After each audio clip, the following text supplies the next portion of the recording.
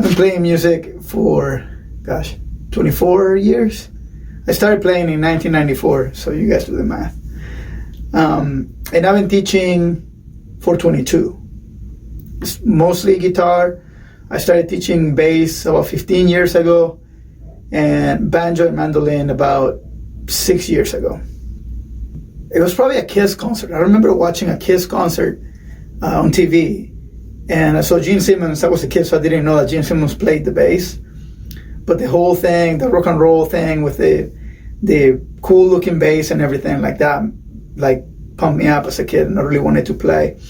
And it wasn't until like many years later that I was finally taken seriously, and I was given a guitar, classical guitar, and I started playing classical music. And from there, I wanted to play rock, but my parents wanted me to play classical music, and they were paying for the lessons. So of course I had to take classical music, and I hated it at the time, but it was like a means to an end. I eventually learned to appreciate classical music, but you know, when you are a teenager, you just want to play rock. Early influences were probably like Guns N' Roses, Metallica, Nirvana, like the things that kids in the 90s listened to. Smashing Pumpkins, I could just go on. Just think Pearl Jam, all those bands from the 90s.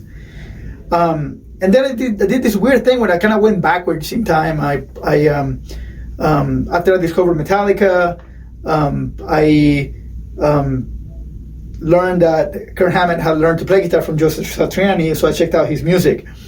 And from Joe Satriani, I checked out Steve Vai, and after Steve Vai, like everything changed. Like guitar went from like a means to be cool to like music became the pursuit. And it was super cool because I started to practice a lot, and the aim was to get really good at the instrument. I thought I was good before, but after I heard Satch, it was like, man, I have so much further to go. And I was teaching at the time too, so I even for my students and everything, I wanted to be able to teach that kind of music, so that inspired me to try harder and to work harder and to develop. So probably Satriani, Vai were some really big ones.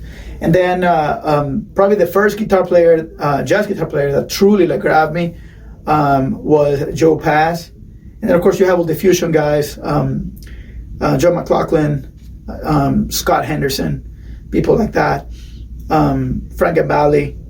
So a lot of musicians, pretty much anybody notable from the 1970s.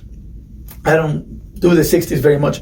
So anywhere from 1970s all the way to the 1990s, early 2000s. And then later, when I started listening to electronic music, when I first listened to Tame Impala for the first time, that was something big. That was a big paradigm shift for me musically. And that happened recently. That was in 2015, I think, or something like that. So it was a pretty big paradigm shift. That's a good band. Well, we try to keep things light on the first lesson. You don't want to overwhelm the students, so we make sure that you guys get something that you can do right away, because you want to succeed right away. And that usually is something technical, and but at the same time give you something that's going to tell you like, oh yeah, maybe I will be able to play the guitar. Because I remember learning the old school way. You always had that feeling of like, oh, I'm not good enough, and you're working really, really hard, and everything is hard and you can't do it. So I do my best to minimize that in the first few lessons, and just try for you guys to continue to succeed. We'll eventually get to tackle the really difficult material, but then I don't think the first few days or the first few weeks is the right time to do that. Then once you are invested in the instrument, then we can present bigger challenges, and you feel better. So something concrete, probably like something that you can like very modular, that you can practice, and you feel like you can become a guitar player. I want you living here after your first lesson feeling that you can become a guitar player, a bass player, a banjo player, etc. Patience.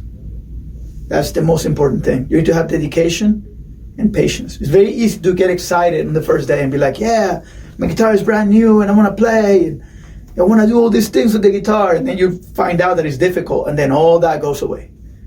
So you got to be patient with yourself. You got to manage your expectations and understand that you're going to have to put in some work.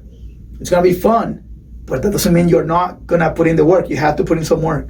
So you have to work hard, and that means you need to have patience, especially if you come in with very high aspirations, like if you want to play, I don't know, like Alan Holdsworth, or somebody like that, Steve Morse, Ingrid Malmsteen, somebody that one of those like great guitar players, and you come in like, yeah, I want to play like that guy, or intervals. If you listen to the intervals and you want to play like those guys, some of that math rock, you're not going to be able to do that on your first days. It's very easy to get discouraged.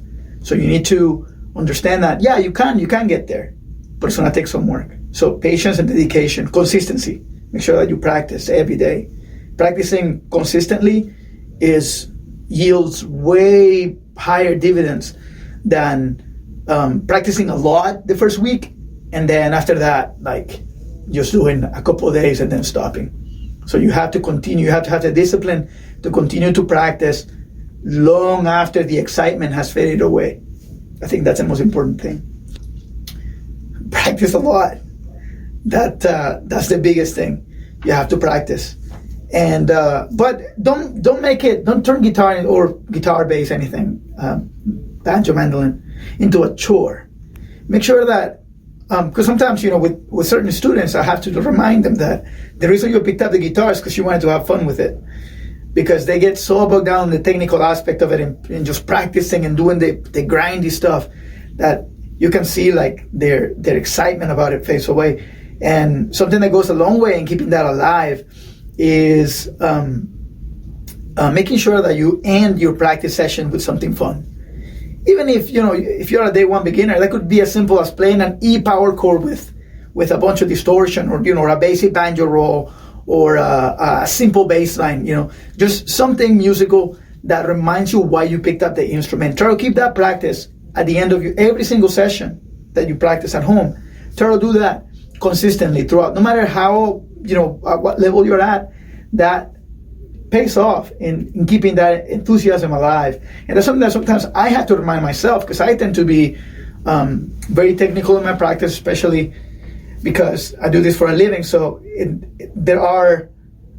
can get the need for me to have a wide variety of skills and be competent in a broad style of music, can make it to where I'm constantly working on the guitar instead of playing the guitar.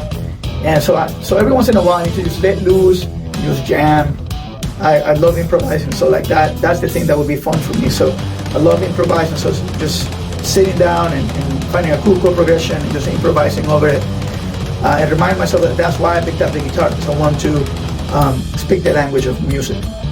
So that would be, other than, be diligent in practice, make sure that you have fun every day with your instrument. And that's going to keep the passion alive.